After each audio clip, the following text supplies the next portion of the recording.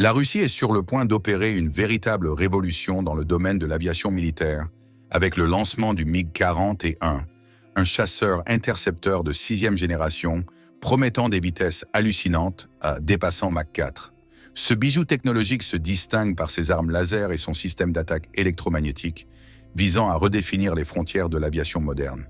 En succédant au légendaire MiG-31 Foxhound, le MiG-41 aspire à s'élever à des altitudes quasi spatiales, redéfinissant ainsi le rapport entre le ciel et le cosmos. Avec un premier vol prévu pour 2025, cet appareil suscite autant d'émerveillement que de scepticisme. Pourtant, malgré l'enthousiasme entourant le MiG-41, nombreux sont ceux qui considèrent ses ambitions comme éloignées de la réalité, surtout au vu des priorités militaires actuelles de la Russie, notamment en Ukraine, et des défis technologiques qu'elle doit surmonter. Certains experts plaident pour une réallocation des ressources vers des projets plus concrets, tels que le bombardier furtif Tupolev PAK-DA, plutôt que de se laisser emporter par les promesses flamboyantes du MiG-41. Traditionnellement, les projets d'aviation russes manquent de transparence et le MiG-41 ne fait pas exception. En parallèle, la Russie semble déterminée à démontrer qu'elle reste résiliente face à la guerre par procuration menée avec l'OTAN pour le contrôle de l'Ukraine. Récemment, Moscou a confirmé qu'elle poursuivait le développement de son bombardier stratégique furtif à long rayon d'action, le Tupolev PAK-DA. L'armée russe possède déjà un arsenal impressionnant d'armes hypersoniques, mais malgré cela, elle n'a pas encore réussi à établir une supériorité aérienne sur le terrain ukrainien, ce qui remet en question la viabilité d'un chasseur futuriste comme le MiG-41. Les réflexions tactiques ont évolué, se concentrant désormais sur des capacités pratiques plutôt que sur la simple création de nouveaux appareils.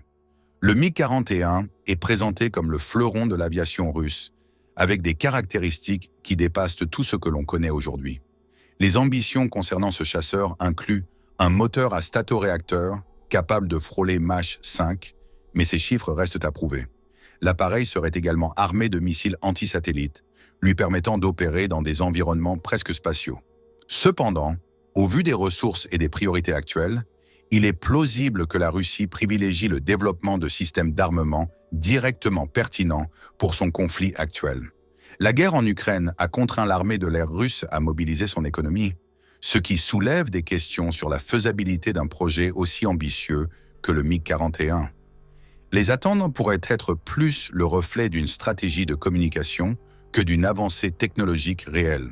Une source anonyme de l'industrie de la défense a même évoqué que ces annonces spectaculaires visent principalement à attirer l'attention et garantir des financements pour des projets encore largement théoriques.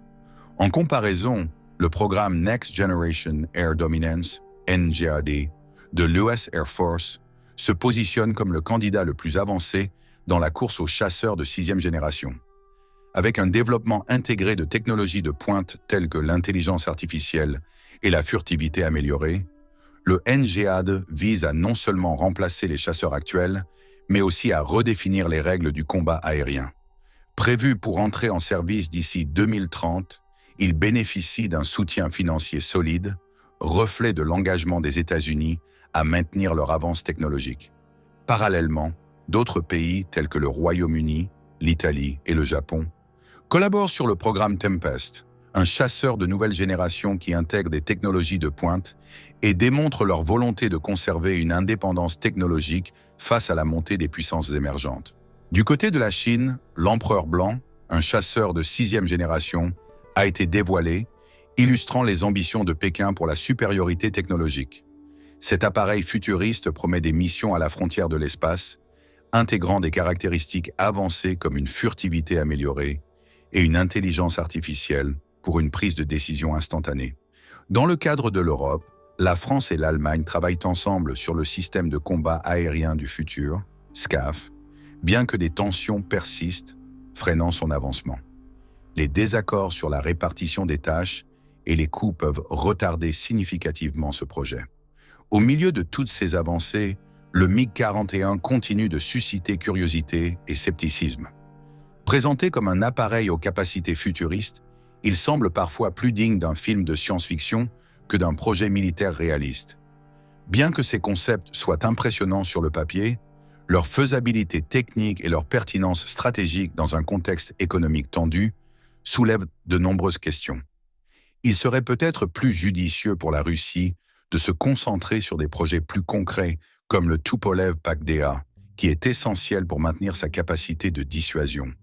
En effet, si le MiG-41 devait voir le jour, il risquerait de représenter un investissement de ressources considérable pour des résultats peu probables, tant ces caractéristiques semblent si réalistes dans le contexte militaire actuel. L'histoire a montré que les projets militaires extravagants, bien qu'ils captivent de l'imagination, sont rarement à la hauteur des investissements colossaux qu'ils nécessitent. Les États-Unis, malgré leur position de leader en matière de dépenses militaires, ont souvent été confrontés à cette réalité. Cela souligne la nécessité pour les nations, surtout celles avec des ressources limitées, comme la Russie, d'adopter une approche plus pragmatique dans leur développement stratégique. En fin de compte, le MiG-41, bien qu'il alimente des débats enflammés, pourrait bien n'être rien d'autre qu'un rêve technologique voué à rester dans les cartons. Une vision de l'avenir qui, si elle n'est pas accompagnée de réalisations concrètes, n'aura pas d'impact sur le paysage militaire mondial.